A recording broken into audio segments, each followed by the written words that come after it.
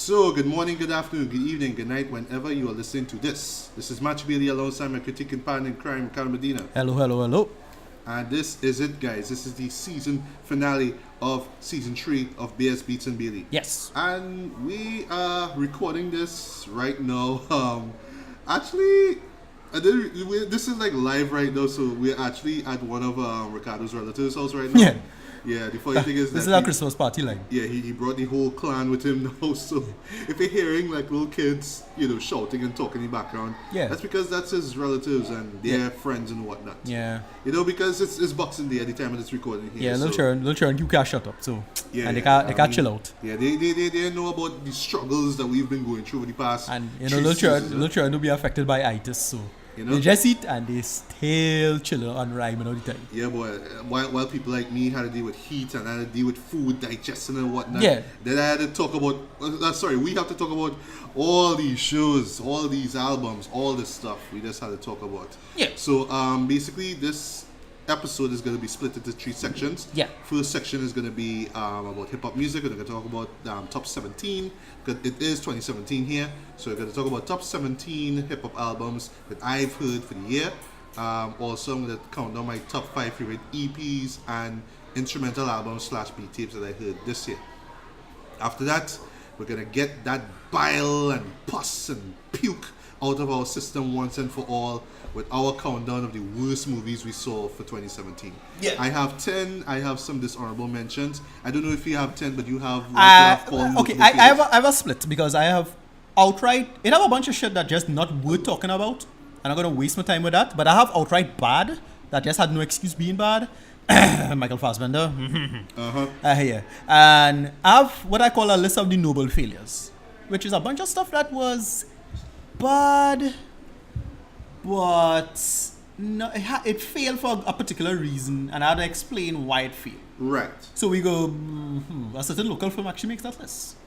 Oh my God. Yeah. Oh my God. Yeah. We go in there. Yeah, we we go go in in there. there. Okay. Right, so that's basically it. That's just my bad for the year. Right. And then I just want to cover TV. I don't really have a bad for TV necessarily, but only one. Well, yeah. in the case of TV, and I guess in your case, games, yeah, you're hearing them kids below there? Yeah, that's how we're going. Yeah. Right, so in the case of TV and games, we're just going to run through the stuff that we loved. Right. We're not going to actually do like a countdown of favorites, just stuff that we enjoyed Yes. over the year. And then we're going to jump into, at least in my case, well, in your case too, yes, top 17 Right. favorite movies of the year. Right. And you're gonna be you should be surprised of some of our picks. Right, and then, well, of course, I'll have a list of stuff that because holy shit, it have a bunch of movies I miss. Yeah, year. unfortunately, what Right. I mean. We when we get to that section, we mention those ones that we Right, were and dying to dude, see. they have a ton of movies I miss, but well, Yeah. it's unfortunate. And that would have more likely make the list. Yes. And yeah, I just wanted to get through the stuff that we will deal with. And yeah, that's the year there. And what else? That's it. I think that's it, really. That's it, yeah. And I guess if you want to, we could mention movies to look forward to. I guess TV shows or games, whatever it is. I guess we could mention it within those sections. Right. All right. So at the moment now, well, actually, we're going to start things off with the best hip hop albums that I've heard all year. So how I'm going to do it is I'm going to start off with the beat tapes first. Then I'm going to jump into the EPs, and then I'm going to jump into the albums afterwards. Yeah. Now, just a little word of caution here. So for the beat tapes here, I pretty much had to write down some notes because these albums, or at least these beat tapes, are like so obscure. You just have to dig, or you just have to dig deep in Bandcamp to find these things. So all of these beat tapes that I'm mentioning here are available on Bandcamp. You can buy them, enjoy them, bump them in your whip, whatnot. But as for the EPs and hip hop albums, I just have to kind of wing it, be a little bit unscripted. I just kind of share my thoughts, but not really delve in deep and spend a lot of time talking about why I love those albums. But Right. yeah. So starting off the hip hop section, I'm going to be talking about favorite hip hop beat tapes that I heard for this year. Just 5 basically, because I heard quite a lot over the year, and I just had to round it down into 5. These were the ones that stood out the most to me. These were the beats that just stuck to my ears, and I just couldn't get them out of my head and whatnot. And believe me, if you hate them, you will have that same problem, quote unquote, as I did. So starting off with number 5, and so by the way, these are courtesy of Bandcamp. So you can just do a Google search or just go into Bandcamp, search for these guys. These albums I'm gonna mention right now are worth the time and worth the money. So Starting off with number 5, we have a group, a producing duo straight out of Germany representing the Dirty Beauty hip hop label. These are Flaco Diablo and Nose. Yes, weird names, I know, but and basically their tape is called From the Last Corner. Okay. And what I love about their musical style here is that they present this kind of spacey, sort of jazzy, synth-laden instrumentals. Of course, a lot of boom bap worship. Yes, these guys love 90s boom bap hip hop as well. Yep. So you're gonna hear some familiar drums. You're gonna hear some familiar samples, but it has this kind of wavy, sort of jazzy style to it that just, I don't know, just makes for some great listening. Nice. In a way, it reminds me of like LP, LP from Ronnie Jules. Yep. Back in the days of like Definitive Jux, that kind of futuristic, kind of forward-thinking kind of hip hop where it doesn't sound like your ordinary hip hop. It just sounds more spacey and futuristic. So it has that kind of aesthetic to it. So yeah, I really enjoyed this as well. I really love the beats here. And yeah, if you are a diehard hip hop fan, like if you love 90s boom bap, I guarantee you're gonna enjoy From the Last Corner. Next. So number 4, we have Jansport J. His album is Pharaoh. Jansport J is an LA producer. He did works for acts like Snoop Dogg, Planet Asia, and Dom Kennedy. And on this album here, he has some sort of, basically his style is like this sort of eccentric, kind of off-kilter, but ridiculously catchy production from start to end. Right. How he uses vocals and samples to me kind of resembles like the production that Madlib and J Dilla used to do. Right. Where they just take like a sample and just kind of twist it and contort it in different ways. It just make it sound kind of weird. Yeah. What I like too, and this is kind of related to the name of the album itself, Pharaoh, is that he's drawing inspiration from African American, musicians and artists, right? So what is like 1970s soul? So there's like 2 tracks in, for example, Away and 45 Joint. If it's like 90s hip hop, K.A.A.N, 90s R&B like Long Distance and One For Me, and even like late 90s to 2000s neo soul with Curly Hair Anthem. He just pays tribute to those musical styles as well as popular, famous artists as well. Yeah. Like this one track, for example, dedicated to ODB, which is called The Dirt 2, which is one of the best tracks on this album, hands down. Michael Jackson on this track called Crush, which is one of the most infectious tracks on the album. Yeah. And Whitney Houston on a track called Live from the Forum 86. And I'm telling you, the way how he uses her vocals on this is just amazing. Right. So amazing, so goddamn amazing. Right. Structurally with this album, it reminds me a lot of like, if you're familiar with J Dilla's album Donuts, it was released, if you remember that was an album that he did literally on his bed, on a hospital bed basically. He had his MPC and he just kind of came up with all these beats. He put it out and I believe it came out around the time when he died, I think it was. Right. Or so around that time. And it's just like a bunch of like snippets of songs and most of them like cross the minute and 30-second mark. It's like these really short sort of instrumentals. Right. And to me, this is how Pharaoh is structured. Like there's these random beats. It just sounds like these little like bits of like inspiration just popped in his head and he just threw it into this one album. But the way how it's structured though, I felt that it felt cohesive. There's lots of unexpectedness here, some beats will catch you off guard as well. And yeah, nothing more I can say about this. I really, really enjoyed this album. This is nice. One, like I say, one is gonna have your head nodding, and just those callbacks to like old school African American music is just gonna stick with you. Yeah. Right. So coming in at number 3, we have a Manchester, UK producer by the name of Quartz. He is representing the indie label Village Live Records, and his album, he had 2 albums actually this year. Either 2 or 3, I think it's 3. Yeah. But this one I'm picking out here is called Shurikens. And this to me is the best thing that he has done all year. This is like a 22-track affair, and what I like is that he just gives us one dope as hell beat after another.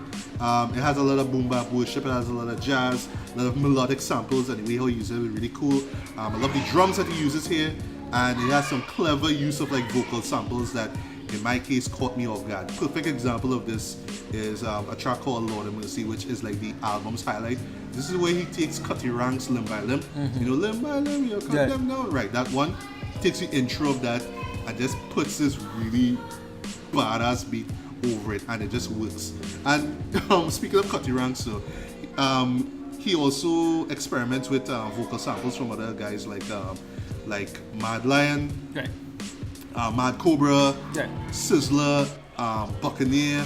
You know, just different dancehall and reggae artists too. And I love how he, you know, carried across their dancehall style into these really moody, spacey hip hop beats.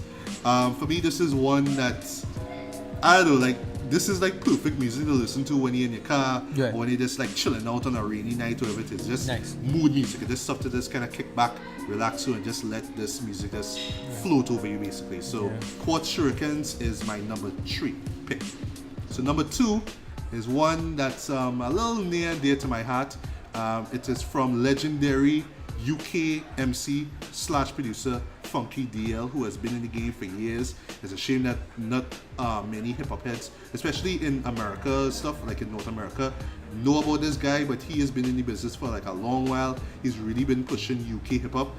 This instrumental album that he brought out is called Marauding at Midnight, a tribute to the sounds of a tribe called Quest. Yes.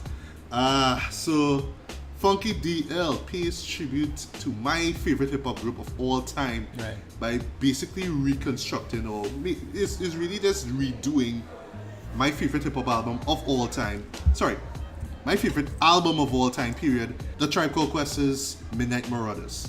So here he takes every single beat from the intro to the very end, except for Hot Sex, because Hot Sex is like a bonus track off of the album as well, right? But here, basically, he has this kind of like handmade approach to things. So what I like is that he's not taking samples, musical samples from the original source material itself. He's creating these things on his own. Whether it's a horn sample, whether it's a drum beat, everything he is just creating by himself.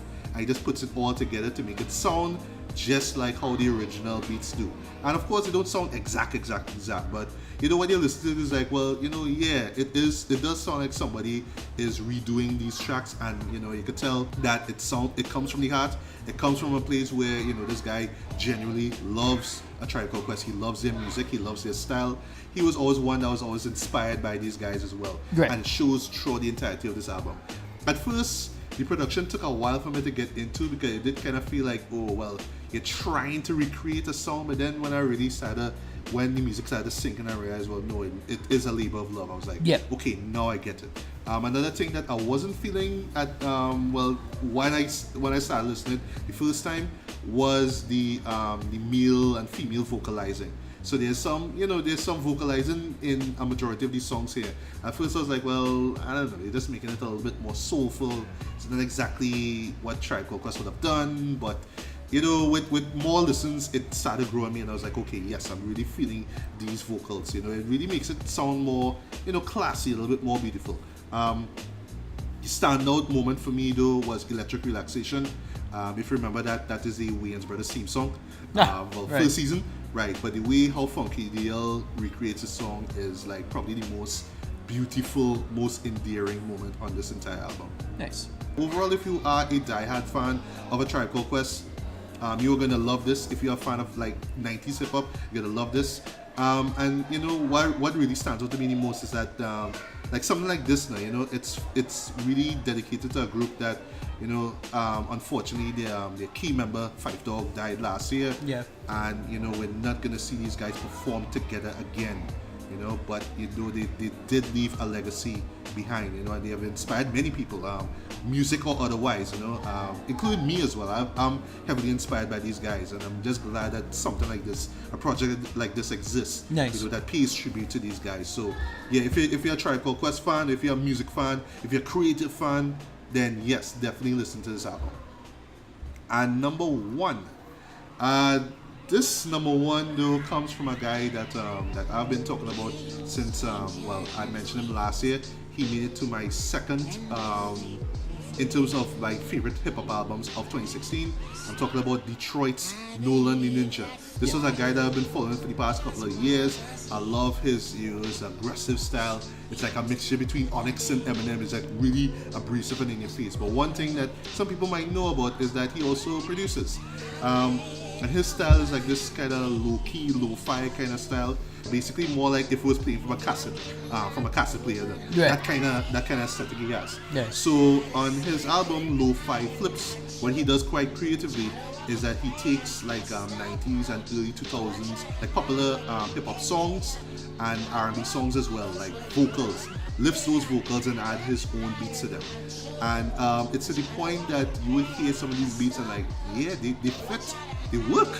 Like there's one, right, so he draws from like, well, I'll just name a few of the songs that he uses. He uses Das Effects, Real Hip Hop, he uses Commons, Resurrection, he uses the Alcoholics Damn, which is like the best song in this entire album. Christina Aguilera, Genie in a Bottle, Alicia Keys, You Don't Know My Name, who else? Aaliyah, Rock the Boat, well in this case he uses chorus. And in a moment that caught me completely off guard, Macy Gray's I Tried. Wow, okay. Yeah, and you haven't lived until you heard this dark version of I Tried. Like, it is literally darkest version of this song I have ever heard in my life, and it works perfectly. So, if you just really like these sort of cold, sort of breezy, lo-fi instrumental production, then you are definitely gonna love Lo-Fi Flips. And this is the way how he uses these vocals into his beats quite creatively. I really dug that. So yeah, if you're a sucker for like really grimy 90s boom bap instrumentals, then you are going to love Lo-Fi Flips. So this for me is my number one favorite instrumental / beat tape of 2017. Nice. So now we're gonna jump into best hip hop EPs of 2017. I'm gonna run through these a little fast. So number 5 we have New York MCs Your Old Droog and Wiki. Wiki is from a group called Rat King. Right. So they actually collaborated together on an EP called What Happened to Fire. This was one that I wasn't made aware of until Wiki's album, which is called No Mountains in Manhattan, came out. I'm going to talk about that album in a bit because yes, it made it to my list. So here's just these two guys basically just spitting bars, one after the next, over some great production. These two guys pretty much represent the New York underground hip hop scene. And I like here on this EP here where they work with producers like A-Rap Music, Black Milk, Static Selector as well. And it's just them just spitting bars back and forth. And Wiki with his kind of brash rhymes, and Your Old Droog, who kind of comes in with this sort of Nas-esque flow. I remember when he came out, people actually swore that he was Nas, because he had that early Nas sort of voice. And both these guys working together, they do work well together, I should say.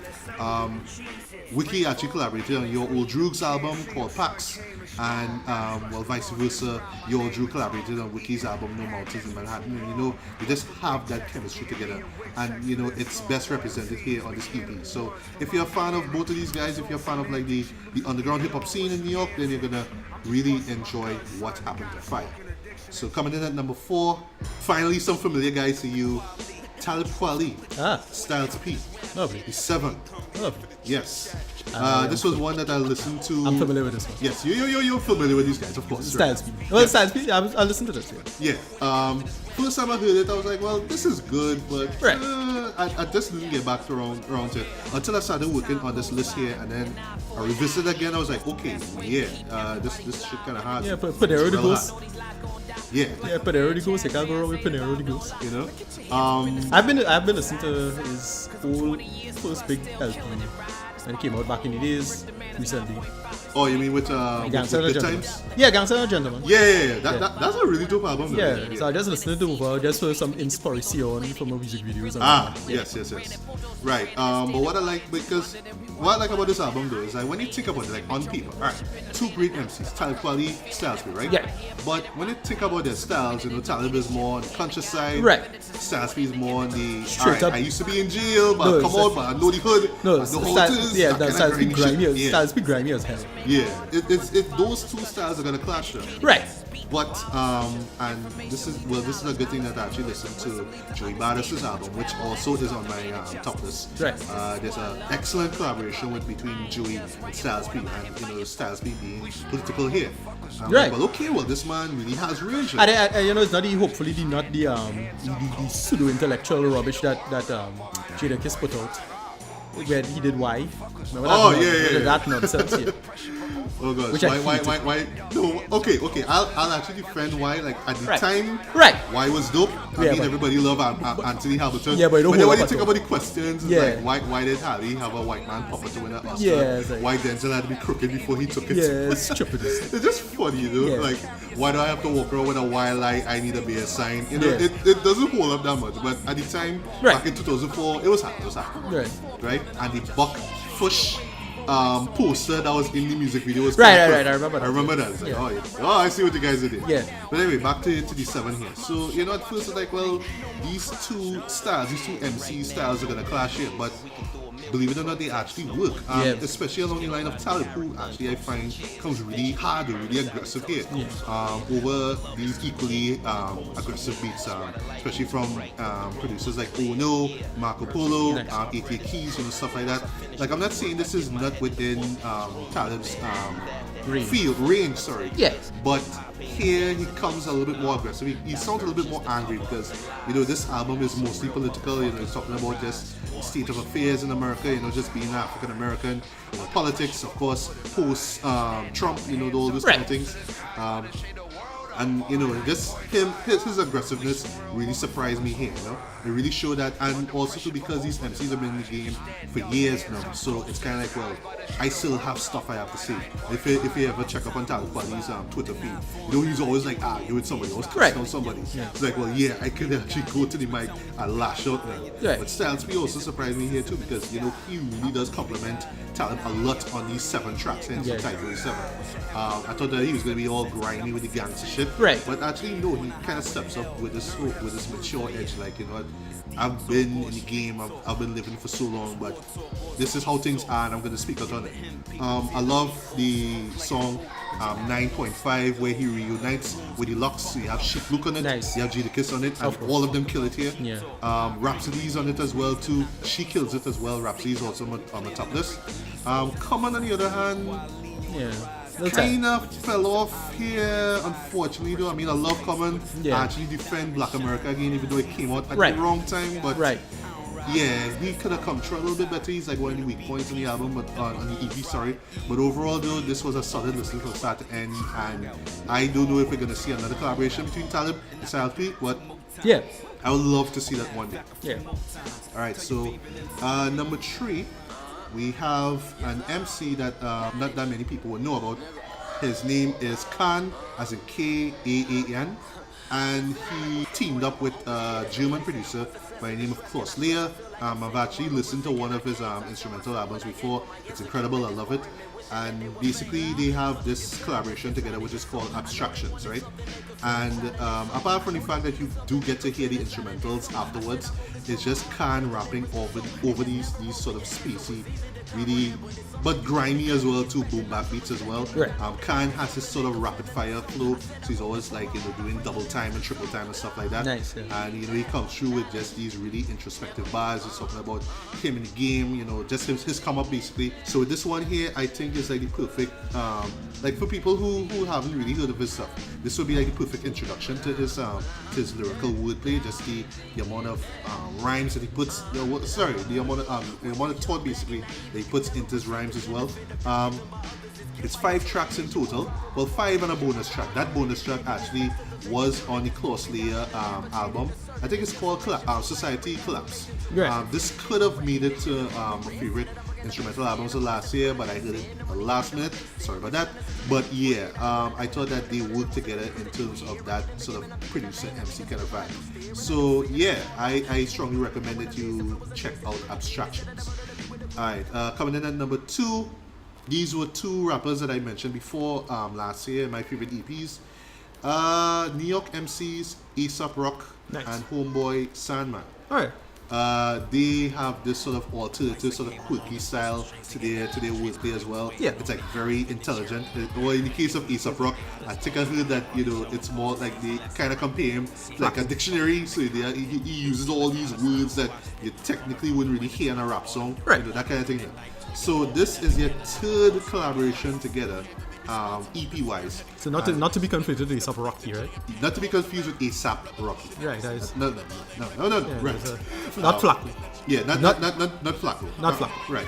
So this is called Triple Fat Lice. Right. Reason behind the title is not just because it's the third entry, but also with the album covers, there's always this theme with lice. It's kind of weird. Right. It's like they kind of compare themselves to lights for some for some weird example. Yeah, for some everywhere. weird reason. Sorry. Yeah, I could kind So of get that. Lights everywhere. It's hard to get rid of lice eggs. Yeah. Good point. Something along those lines. Yeah. Both of these guys once again show why they work well together. They have these really kind of weird, sort of quirky rhyme schemes and just the stuff that they talk about. And it sounds like really stream of consciousness stuff, but you can tell that there's a lot of thought and effort put into it. And like, they kind of poking for the fact that people are not really going to listen to them. They're Right. going to more listen to the beat in the background, so they could just talk whatever shit they want to. But then when you really dig in close, it's like there is something going on. There is like a sense of basically doubt, self-doubt, a little insecurity. I could say, especially with A$AP Rock. Yeah. Just them having to deal with this every day in their lives, especially with the fact that a lot of people respect them in the underground, but once again, in mainstream, people don't really know them. But they have navigated, the underground scene for years as well. They have been getting a lot of praise, and I think that with this collaborative EP again, it's going to show why they are two of the best MCs in the game right now, in my honest opinion. So, now for number one, and this was a tricky one for me, because at first I was going to put A$AP Rock and Homeboy Sandman's EP, but then I was thinking about this one here, and I was like, well, this one kind of knocks harder a bit. Denzel Curry, 13, 5 tracks, all of them are fire. The whole thing runs at like 13 minutes, and I'm telling you, Nice. after that 13 minutes, you're gonna want to hear it again, Yeah, and nice. again, and again, and again, because it is just straight up fire. Every beat is just neck snapping insanity. Nice. Denzel Curry just goes nuts over these beats, and it's like this sort of experimental, industrial kind of beats here. So it's not within the. It's not like the beats that he rapped on over his album Imperial, which made it to my top 16 list Right. last year, by the way. But these are like a little bit more, out of left field here. But he just flows over these beats so goddamn well, Jeff. Yeah, nice. This is one that you just wanna be bumping in your car. If you have like a real hard stereo system, just blast this shit, and trust me, it's just 13 minutes, but you're just gonna be playing this EP again and again and again. It's supposed to be leading up to an album he was supposed to bring out this year, but I don't think it came out. Not too sure, but yeah, this is one that if you've never listened to Denzel Curry before, you're gonna want to go back to listen to his stuff after you hear this one, and you're definitely gonna be looking forward to what he brings out next year. So Denzel Curry's 13 is my favorite EP of 2017. Nice. And now, for I the just have, moment of truth. yeah. Well, we can take a little segue. So, we could, as we jump into favorite albums, I just guess have we could kind of talk about Yeah, I just have rap two for this year. Yeah, I just have two new things. Well, we just have a bunch of like dumb bullshit in terms of shenanigans and who This is with Joe Budden, right? Yeah, Joe Budden. And who Migos beat up. Yeah, And then was that all of them? academics taking L's for the year. Yeah. But then they had some good shit like Black Thought and some of his amazing freestyle he had. Yes. Blow everybody My away. God, yes. and- Black Thought is one of the goats for me. Yeah. One of the greatest ever representing Philly. The Yeah. fullest, yeah. For me, what else? Well, just in terms of actual new music, for me, I just enjoyed Machiavellian a lot. There's a nice little mixtape involving MF Doom and mixing with Tupac. Oh, okay. Loved it. I know that. I think it's either. You had I think last year. you had we Shadi had Villain. Shadi Villain. Shadi Villain, right. Which was alright. It basically It was right. So okay. it's the same thing. It's but this I think is much better, and this flows a lot better. And then Well, as you mentioned that, I forgot to mention. This is not an EP. I didn't want to put it as an album, so but as you mentioned, that whole mashup thing. There's one that I strongly recommend you guys check out. It's called Nazimoto. nice. And this is where they took a majority of NASA's greatest hits and merge it with Madlib's beats from the Unseen, which is easily one of his best albums to date. Yeah. That's where he goes under the moniker Quasimoto. Right. Just this sort of high-pitched version of him. Right. So it's not like Quasimoto. Right. So it's like these really, it's basically music to get high to. Those Nice. beats, all of them, music to get high to, and how they merge those vocals with those beats, brilliant. Right. So do a search for that. Nice. You're gonna love it. So I'm definitely gonna check out that Machiavellian, Machiavellian, yeah. villain, as Right. well. This is Machiavelli, mad villain. That's Yeah. basically the mix. And, well, obvious bias is obvious, but Mike-wise, local rapper, Sunday Lunch, his Sunday Lunch series. Sunday Lunch series, my Yes. God. Yes. You want to know my three favorites? Right. Fake and Jacks. Yes. Cream. Yes. And his last one, Fall in Love, which Yes. takes the brilliant beat from G Dilla. Yeah. Love that song, Fall in Love, Right. Slum Village, You Live On. Yeah. Yeah. Yeah, so it was it was easily one of I really enjoyed, filming this stuff for him. Really worked with him. Mr. Medina has directed these videos, guys. Please check them out. Yeah. Yeah. So I did the music is, and well, he released the full mixtape itself on SoundCloud, and it's just about four or five extra tracks that is not filmed. So you'll find those. Those are Alright. great as well. So yeah, it's about about 12 tracks in total, I think. Right. Also, yeah, great. Yeah. Loved it. Also too, well, I just gotta run through quick in terms of like hip hop for this year. We had some new acts, I should say. Some of them were hits, some of them were misses. I guess I should mention some of the misses here. So we had obnoxious songs from Playboy K.A.A.N, Yeah. Kodak Black. Yeah. Who else? Boy, Lil Pump with his Gucci Yeah. Gang, Gucci Gang, Yeah, Gucci Gang, Gucci Gang, nonsense. Gucci Gang, Gucci Gang. We had some So surprises. out of the lot I actually enjoyed this year, I actually liked Migos, I Get the Bag. I like that song. Yeah. It's a little bit of guilty pleasure. I quite put Migos in the same place as I put Future. But I actually really like I Get the Bag. That's an actually really enjoyable song. A lot of it works. I actually like the main hook to it. Yeah. It's a really solid hook. However, so I enjoyed it. Amigos has had a really great year this No, year. they've improved. They've Yeah. really improved in terms of talent, in my opinion. Before they was total trash. Of course. I kind of put them in the trash bin with Pipe the it rest. up. Pipe Yeah, it it's up. chippiness. Pipe it up. Yeah, it's not nonsense. But this, they improved. They getting better. And then they had that song Motorsport, which was, again, kind of going back to the nonsense. Yeah. They kind of gone into the future domain. So Right. they just have a clip with, which is that girl name? The hot girl who get big this song, the stripper. Cardi B. Cardi B. Yeah, we had to mention about Cardi B as well. Yeah, she come good. And then, of course, Nicki Minaj has a great verse on that as well. Yeah, even when they kind of spread out their talents basically. So Offset teamed up with 21 Savage and Right. Metro Boomin, which without Warden, Yeah. that was okay. Quavo teamed up with I was gonna say Post Malone for a sec there. Travis Scott. Yeah. For that mixtape, which I have yet to listen to as well. So they pretty much branch out into like different collaborated on other songs and other albums as well. But yeah, props to Migos as well. I mean, the album actually got a Grammy nomination. Yeah. Props to them. Yeah, well, just a quick my last opinion on music. Last local rapper that I had the pleasure of working with for recently. This is HD57, the Ninja. Okay. This kid is really goddamn talented. All right. Holy crap. All right. I totally recommend him. His stuff coming out just now, gonna be hot. His sister is known as Khalifa Alexis. His Right. name is Emmanuel Alexis. And yeah, his sister is ridiculously talented. She's basically like a local Lauryn Hill. I'll get straight up say that. Oh. She does dancehall, she does dub, and she can Can rap. she sing? And she can rap. But can she sing? Yeah. Well, weird. Okay. Yeah, this is both. Yeah. When I saw her perform live for the first time, I was like, wow, I kind of fall in love for a second there. I was like, yeah, she up there. Alright, She's really talented. She's a smart chick. She's the one who directed the video. I worked under her. I had a pleasure with that. And yeah, HU57 and his whole clan is the future. Yeah. Right. So that's what you're talking about. So I don't recommend it. Strongly recommend the two of them. Yeah. I'm hoping just personally that with next year, local hip hop, Shimbigonian hip hop gets more pick up, exposure. More underground MCs all Yeah. over gets more exposure. Yeah, as well. so I know for a fact Mike Wise and Profess coming up with some good stuff. So you'll hopefully see that by February, March or so when Carnival done. And All right. Yeah. Well, I'll be looking out for that for Yeah, sure. yeah. For sure. All right. So now we're gonna get to my top 17 favorite hip hop albums of 2017.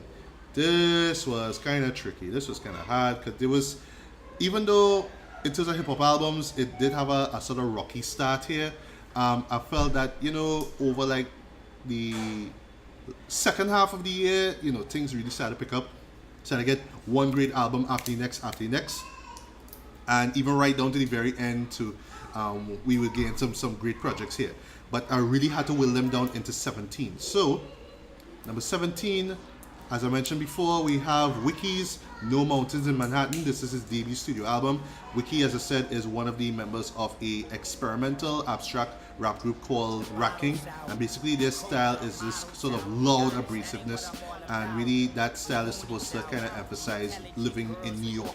You know, it's noisy, it's always busy, so it's like a barrage of sounds that they add into their music. But with Wiki here now, he kind of branches out of that now, and he goes for a more traditional hip-hop style with it. Wiki was always one of these standout performers in the group, in my opinion. Yeah. Because he's in my opinion, he's a spitter.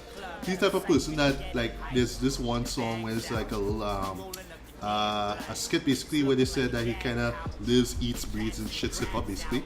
And you know, it kind of comes up like that like he's just thinking up rhymes after rhyme after rhyme. So he just comes in, and even if the thematically it doesn't make a lot of sense, yeah, it just sounds like he's just constructing bar after bar after bar after bar. Just kind of hearing that mind just going off though makes for a really impressive debut album in my opinion.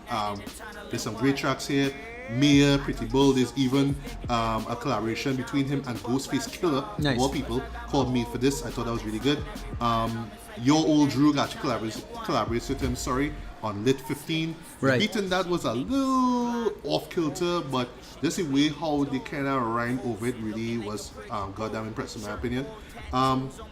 I don't know what's the future with Wiki. I don't know if he's done with Rat King. I hope not. I really thought that Rat King really brought some really challenging but great hip hop music as well.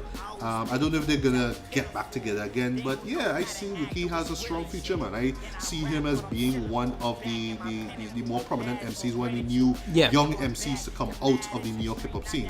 So yeah, check out Wiki's No Mountains in Manhattan. Nice, man. All right, coming in at number 16.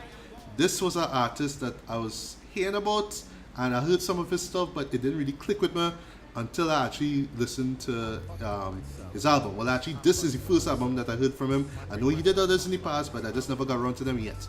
So this is from an artist called K.A.A.N. He represents a hip-hop group, an indie hip-hop group called Mellow Music Group. And his album is called Being You Is Great. I Wish I Could Be You More Often. Okay. So what I love about this album here, like the first track, for example, this is the first single, Buddies, where he's kind of professing that he kind of loves himself. In this really quirky, fun way as well.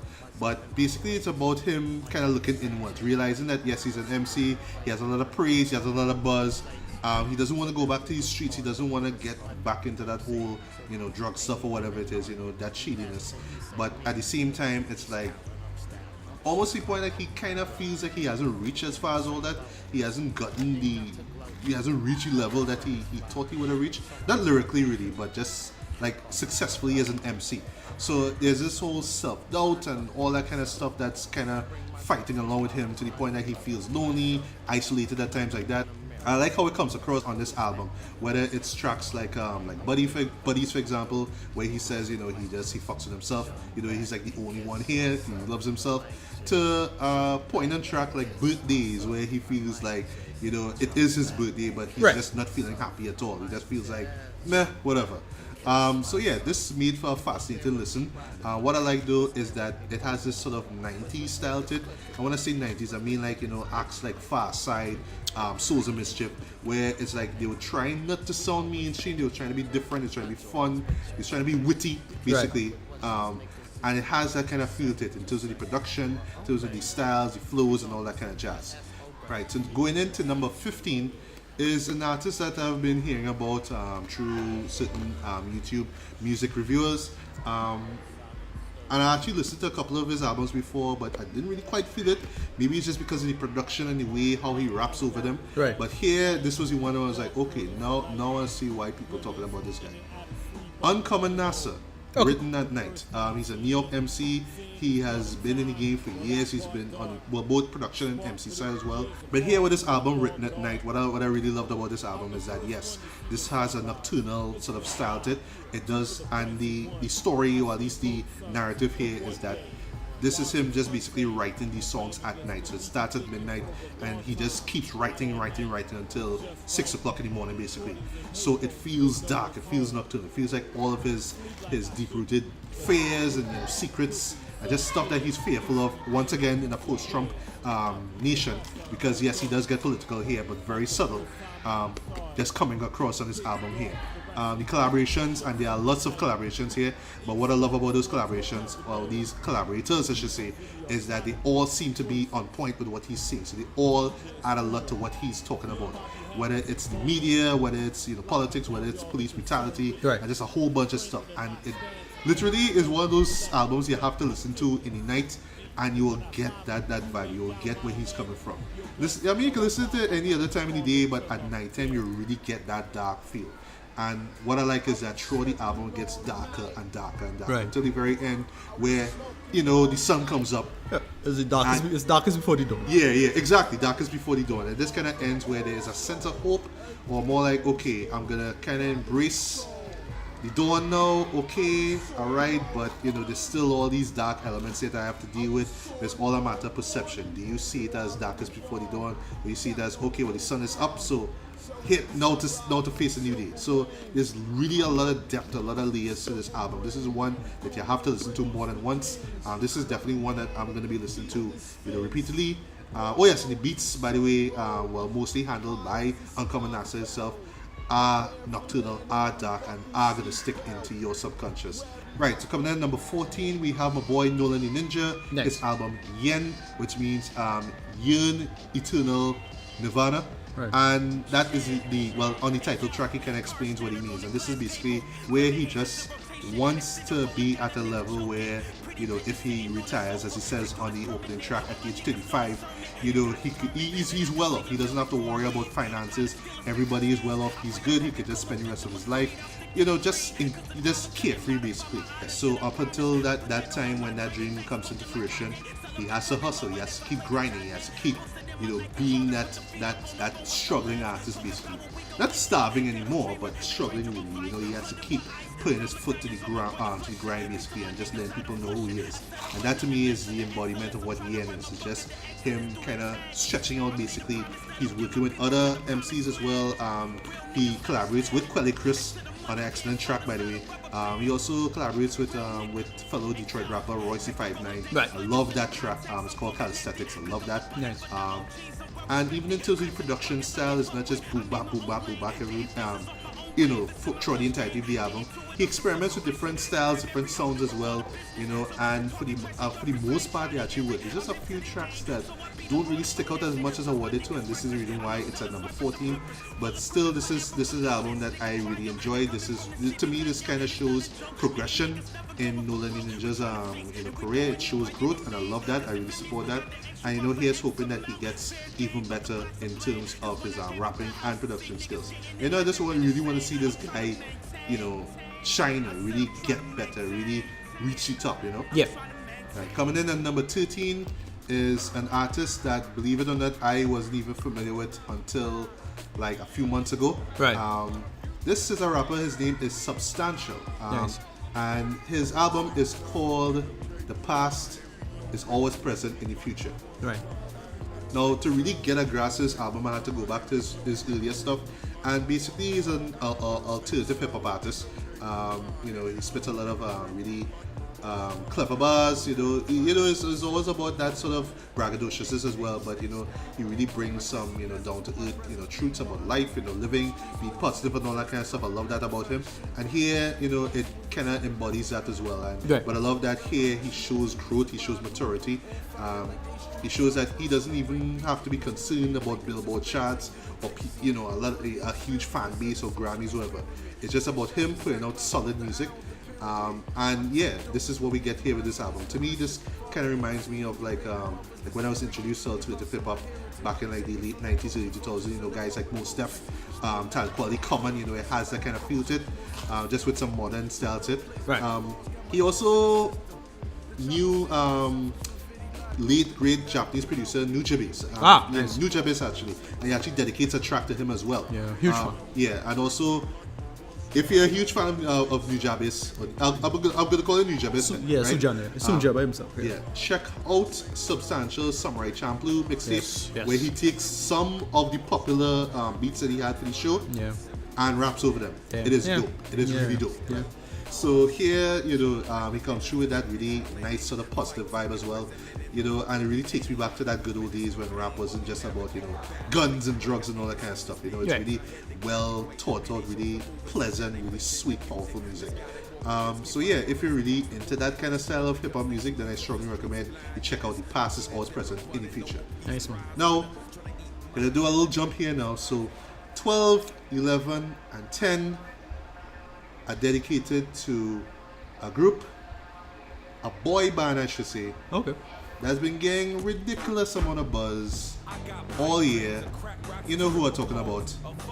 Brockhampton. Nice. Saturation Yeah. 1, 2 and 2, and 3 Yeah. have made it to my 12, 11, and 10 list. Nice. So, Yeah, they've been really impressing me for this year. yes, they have. No, I haven't been swinging in prison. I just listen to them and seeing, etching them out, see what I like, what I do like. Yeah. How a track called Heat, I think. Heat. Yes. Oh, which is off the first album. This Holy to me shit, that is a is one really- of the hardest, Yeah. hardest Yeah. rap songs you will hear all year. Yeah. And to me, that kind of like this is like what Bring the Ruckus was for Wu-Tang Clan. Yeah. This is you Right. kicking down that gate and letting people know who you are. And they did that excellently on this Yeah. track here. From that really loud, abrasive beat to how everybody, just how all these artists kind of work together on it. Yeah. But yeah, Brockhampton as a whole though, this will basically with Saturation 1, like I got a sort of odd future vibe from them where Yeah. it is basically a collective of artists. Yeah. They came from, mostly came from Texas, but then they moved to LA to pursue their dream, and now, they just decided that, they brought out a mixtape before called All American Trash. That was alright, but this year, they say, well, you know what, we're gonna literally saturate the airwaves with our music. People Yeah. are gonna know who we are. Yeah. So they brought out 3 albums this year. 3 albums. All of them have this really quirky, really inventive style. It's very experimental. A lot of different stuff going on. The rapping itself works as well, especially from guys like Kevin Abstract, who is the de facto leader of the group. And just the mere fact that they call themselves a boy band is pretty interesting because Nice. you would look at them and say that it's a rap group, but no, because they have these different artists as well.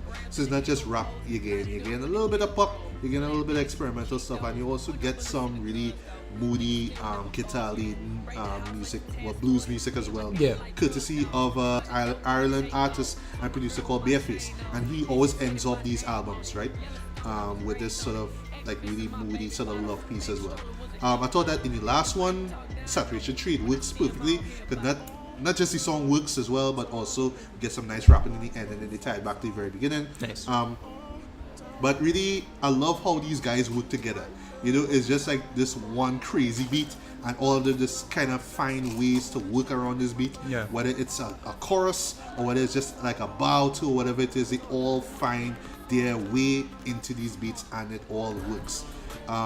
So why I have these 3 on there in these individual spots as opposed to the whole trilogy is that I felt that with Saturation, with the gradual, like with Saturation 2 or 3, basically it just got better. Just their music, their style, their chemistry just got better, especially with Saturation 3, which a lot of people are saying is the best one, and I am in total agreement as well. This is the best one in my opinion. Rental is the best track on that album. I love Rental. Listen to Rental. So yeah, Brockhampton, can't wait to see what these guys do next year. I think they're going to be spreading out and doing solo efforts as well. But just the mere fact that they were able to come together and create this different, really diversive sound here in terms of hip hop is really admirable. So Brockhampton Saturation Trilogy has made it to my 12 to 10 list. Yeah. Coming in at number 9 is an artist that I know you've probably been hearing about, Joyner Lucas. Yeah. His debut commercial mixtape, 508, Yeah. 507, 2209. Yeah. Number 9 on my list. My God, this is how you come through the gateway. Like, I've been hearing about this mixtape, and I'll confess I came late into this. Like I actually heard this like about October, even though the album came out way in June. And then when I heard this, I was like, Jesus Christ, why was I so late to this party? This man has flows, he has bars, he has content for days, for weeks, for months, and hell, for years.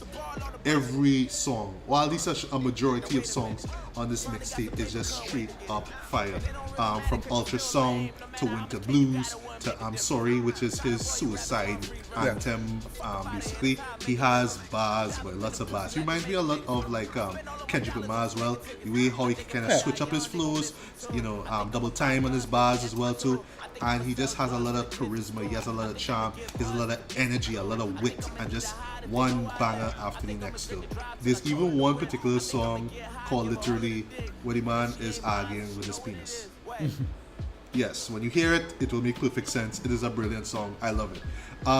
And one thing about Joyner Lucas as well too is that he didn't really limit himself to this one mixtape to advertise himself. Yeah. He did that I'm Not Racist track, which is a brilliant song. I wish this was on the mixtape in my opinion. He also had a collaboration with Static Selector, which is ridiculous. It's brilliant. It's fucking bad. I love it, right? But there's one last song I want to mention here that really won me over was a song called Keep It 100. The video for that is impressive. The song is impressive. This is where he's talking from the perspective of a $100 bill, $100 bill. And it goes from one person to the next, to the next, to the next, to the next, and it's brilliant. Yeah. The beat is dope. The lyrics are dope. The video is dope. You need to check that video out. So yeah, Joyner Lucas's 508, 507, 2209. Remember styles, we get that cash alone. Yeah, it does live up to the hype. It does deserve the listen. Definitely check this out. So coming in at number 8. Now, I'll confess here. I have never listened to grime music. Well, actually, I did, but that was with Dizzy Rascals, Boy in the Corner. That was way back when. But I wouldn't say I'm like a huge connoisseur of grime music. Grime, of course, being this style of UK hip hop as well. For those who don't know, a lot of people's introduction to grime, unfortunately, will be that Big Shaq, Man's Not Hot. Yeah. The parody track, which is a parody track, the meme track, basically. Right. Yeah, but before Man's Not Hot came out, there was a grime album, but there was one that just hit me for 6 basically. It is from legendary grime MC Wiley. It's called Godfather. And this to me, even though I haven't listened to a majority of his albums, is his best work, bar none. The majority of these tracks here slap. Like the first half of this album is just like straight up bangers, and it's just one that's just gonna get you excited. And you just want to just break shit when you hear these songs. Especially one particular song called Bang, which, trust me, when you hear this song, you're just going to be jumping up while this beat going bang, like that other guy does. Like the collaborator guy does. But yeah, all these tracks. There's even like a little interlude in between. What I call it an interlude is where it stops being grimy and badass and then just kind of winds down in this nice little R&B vibe. It's called You Were Always Part 2. Even that is dope. All these tracks work. And to me, I see this as like the perfect way to introduce yourself, not just to Wiley, but also to grime as well. It's not just, banging instrumentals as well. He also has great wordplay as well.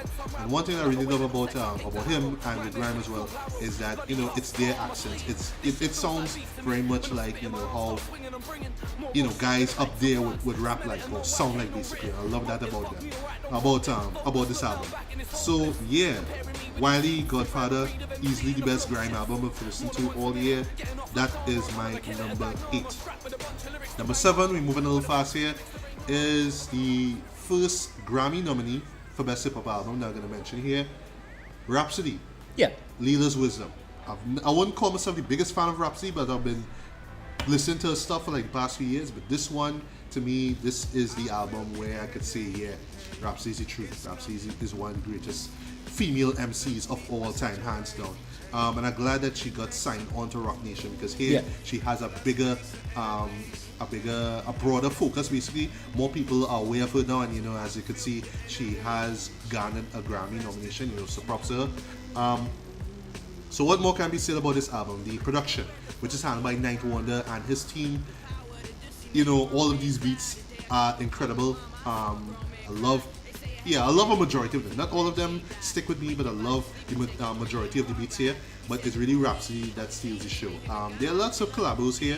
Busta Rhymes makes a collabo as well. Nice. Anderson .Paak, some other people as well. Okay. But Rhapsody's always the one on point. She doesn't let her co-stars basically outshine her. She comes through with one great bar after another. You know, so much of quotables here. I love that she brings some femininity into rap music as well. You know, similar to like what MC Lyte and Queen Latifah did back in the days. It was like us trying to be with the big boys and try us being tough.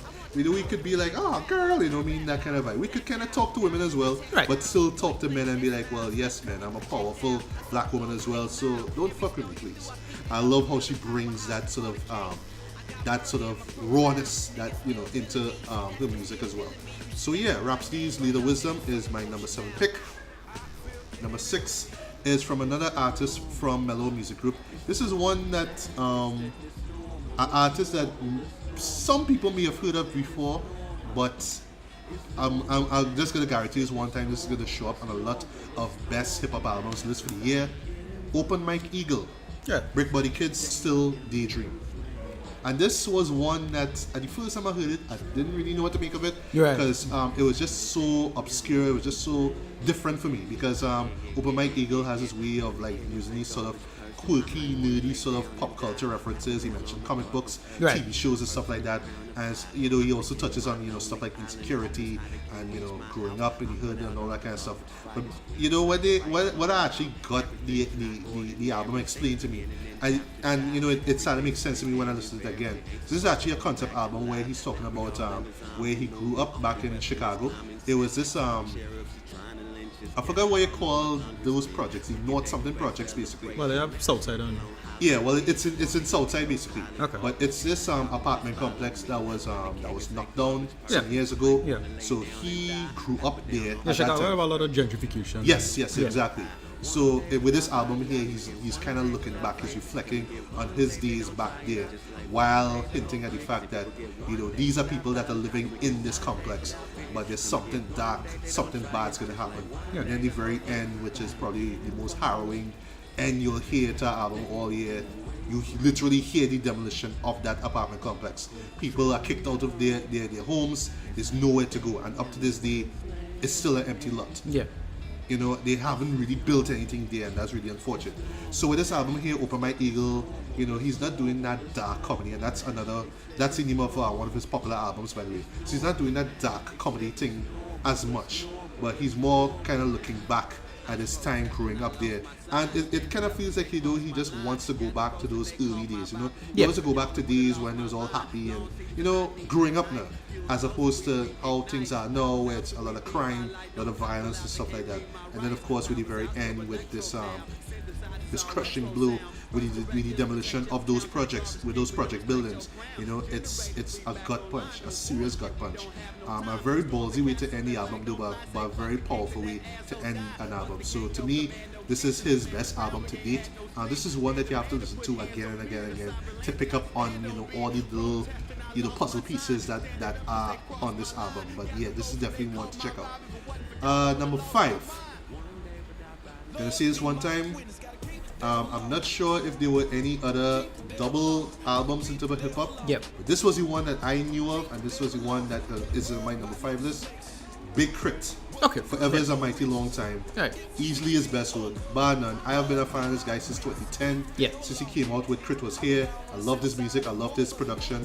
I love that the thought, that effort that he puts into his rhymes. I love that he always pays tribute to Southern legends like BGK, you know, always paying respect to Pimp C, Scarface, those guys as well too. Outkast, particularly in terms of the production that he uses. E40. E40 as well too, you know, sprinkle on. So with this one here, Forever is a Mighty Long Time, like I said, this is a double album. And the history behind it is pretty interesting because he was signed on to, you know, Rock Nation, well, at least Rockefeller Records at the time. It is Rock Nation actually. And sorry, Def Jam, my mistake, Def Jam. Okay. And he was like kicked out though for some reason. Some shenanigans took place behind the scene, and he was like left in the dust basically. Right. And as opposed, so instead of like just throwing in the towel and just giving up, just went back, produced this double album on his own. Yeah. Brought us to the guest performers, whether it's Bun B, Jill Scott, Right. Lloyd, you know what I mean? Rebel Lloyd. Yeah. You know what I mean? And just a bunch of other great artists onto this double album here. And this is like the perfect representation of who Big K.R.I.T is, who he wants to be. He want, you know, the K.R.I.T as in King remembered in time basically. And you know, just both albums together just makes for a perfect listen. This is Big K.R.I.T at his finest. This shows that, you know, he may be down but he's not out, he still has a lot to say. And yeah, easy number 5, one of the best albums of the year, hands down. Coming in at number 4 is my boy, Joey Badass. Yeah. All American Badass. Of course, yeah. This is where he got political. Yeah. At first we were like, but I wonder if this politicalness will work, because I know he always with the boom bap worship and all that kind of stuff, which I love. I still say 1999 is one of his best albums to date, but here he showed a sense of maturity, he showed growth, both lyrically and thematically as well. You know, Yeah. he doesn't get too deep into politics, but you could tell that, you know, once again, post-Trump, Yeah. he is aware of the changes. Yeah, it kind of hard to not be political. Exactly. Especially- So he's aware of the changes. He's aware of all that stuff. But you know, he does want. He really wants to spread the truth. He wants people to better their lives. He wants to better his own life as well. You know, and he wants to be the greatest as well too. But not to the point, just like Big K.R.I.T, that he loses his own soul. You know. So this one, you know, is Joey at his most conscious as well. He does have a great collab with Styles P, as I said. He has an excellent collaboration with Schoolboy Q, as well, called Rock by Baby. And even that one song called Devastated that people kind of iffy of because they had a more modern style as opposed to boom bap style, works perfectly within the context of the album. And yeah, this is one of my favorite albums. Like for the first couple of listens, I was like, yes, this is going to be in my top 5. So I'm glad that it's still there. Number 3 is an album that I did not expect I would have loved this much. Tyler the Creator. Yeah. Flower Boy. Yeah. Flower Boy is really This good. was an album really where, good. like, the first time I heard it, I was like, Yeah. wow. Yeah, I was surprised as well. Jesus, wow. This I'm not the biggest fan of him, but yeah. right, he's really come well with this. Yeah. So just come, what is Flower Boy? Well, the original title was Scum Fuck Flower Boy, but there's a reason behind that. Right. So for me, like, I wasn't big on the Odd Future scene when they first came out. Right, exactly. But it's when Tyler the Creator came out with Wolf.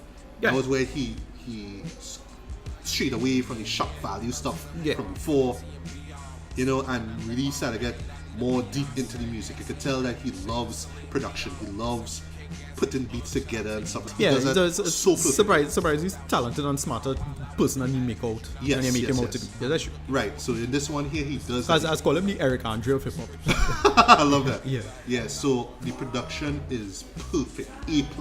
Perfect. I love it. It is so melodic, so moody. It is a summer album, and I think it came around the summer.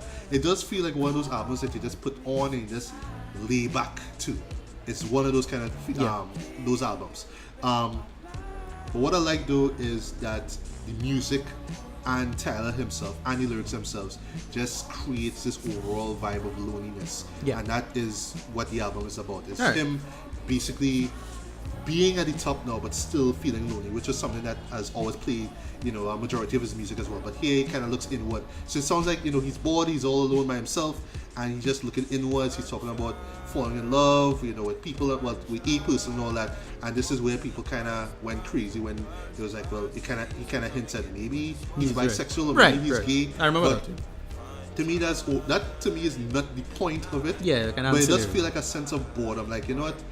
I don't really like anybody, but I kind of have feeling for this person here. Right. Maybe it's real, maybe it's not real, and then that kind of ties into what that title, what the original title, Scum Fuck Flower Boy is. Like, the Flower Boy being this person who knows deep down inside he is great, he loves himself, he's so talented, but then you have the Scum Fuck where it's like, well, deep down inside, but people still treat me like shit, I still feel like shit, nobody loves me, that kind of thing. But in no way does this album come off, you know, depressing as all that. It's vibrant, it's colorful, it's bright, but there's still this sense of loneliness and a little bit of despair in it. But it really makes for a fascinating listen, and I thoroughly love this album. Like, genuinely love this album. Right. Coming in at number 2, and this is the third of the Grammy nominees. Yes, Flower Boy was also nominated for a Grammy. Number 2, this was the one I was wrestling with the most because I mean I love the man, I love the rapper, but it's like, is this an album that I'll go back to on a regular basis, or I have to be in a mood to get into this? Jay-Z. Okay, 444. 444. Okay. And yes, I love the album. This Yeah. album caught me completely by I surprise. as well was worried that I wouldn't be able to go back up with just a hit, just for the beats or whatever it is. But yeah, this just really surprised me. Yeah. I mentioned in our we did a review. Yeah, in our shared review. For it, I love the fact that he went in this direction in terms of quote unquote maturity. Because I was not a big fan of Holy Grail. That album not a big fan of it, and it's not because it's bad. Even the single with Justin Timberlake does not hold out at all. Even though it won a Grammy. The tracks, that's some of my tracks. I like the one with Frank Ocean. It have tracks. Yes. Waves, right. Love that. No, it had tracks, but what I hated about it is that everything was so pretentious. Yeah, like I'm old, I could buy painters. Right, and and constantly referencing Basquiat, and it's like dude, this is not. And I was completely turned off by what happened with that, and then 444 was like, the white guy blinking meme. I was like, okay, yeah. Okay.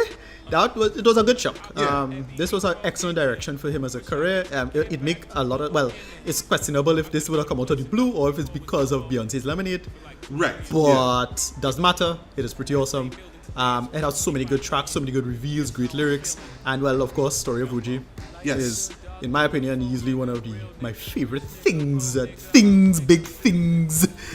For this year. Of course, that video is fantastic. Brilliant. Just excellent social commentary on O.J. Simpson as a figure and his relationship with United States and that history.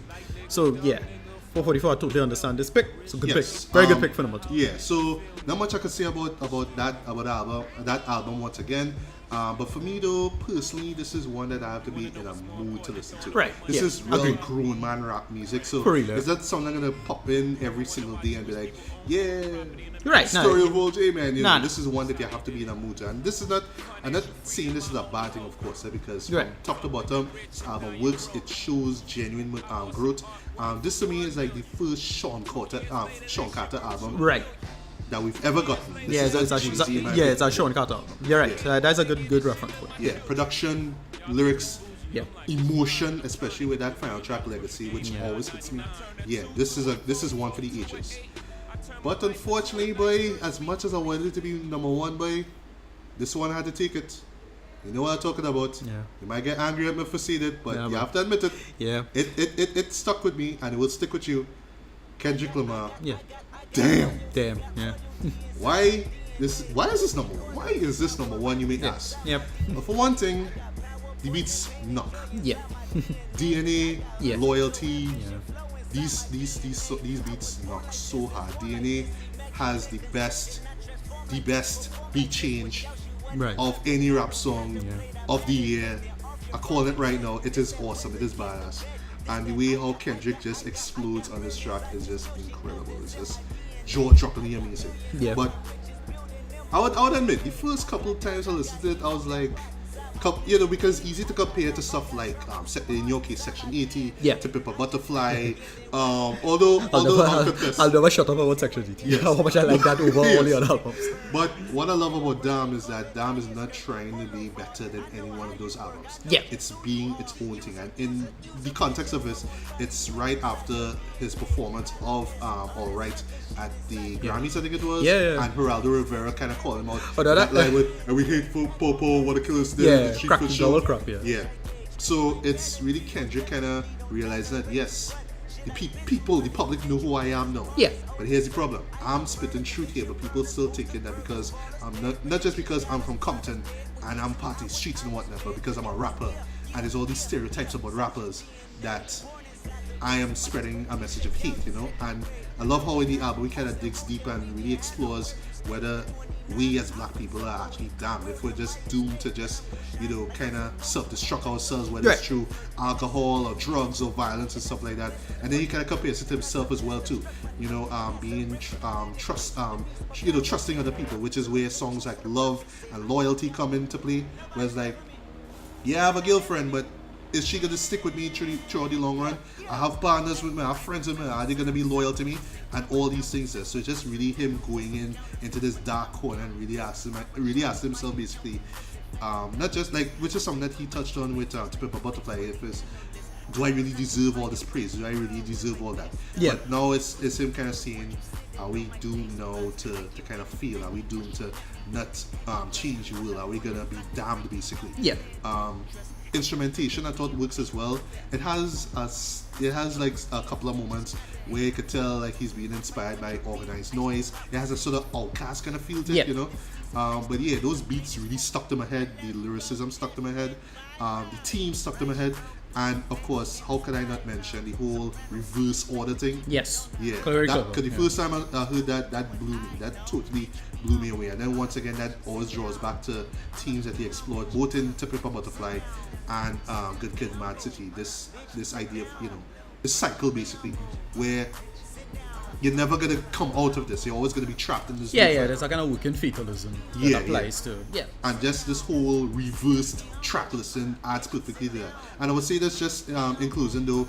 Listen to both, you know, from Blood to Duckwood to Damn, and Duckwood to Blood, and they all play out the same way. They all have that powerful connection. You know, they all work. So for me, hate on it as much as you want to. You know, you could say it's probably the most overrated album of the year, I'll admit, but this was one of the albums that will stick out to you, that has stuck out a lot with me. So yeah, Kendrick Lamar, Damn. Right. Cool. Best album of 2017. Right. So in closing, I mean, I don't know what we're gonna expect next year in terms of quality hip hop, but yeah, given what we had this year though, I have little to no Compulsions. reason to really fear. You know, I mean, the Playboy Cartis and the oh gosh, the Lil Yachty's, who by the way had a terrible fucking album, terrible album. And I actually listened to that thing twice, and I was scarred for life. Yeah, you're gonna have those, but yeah, once you have solid MCs like these guys coming to the mic and bringing thoughts and ideas, you know, to their music, then yeah, I have nothing to worry about. So here's to a solid 2018 with some more banging hip hop music. Nice. Be humble. Sit down. Be humble. Bitch, sit down. Be humble. Sit down.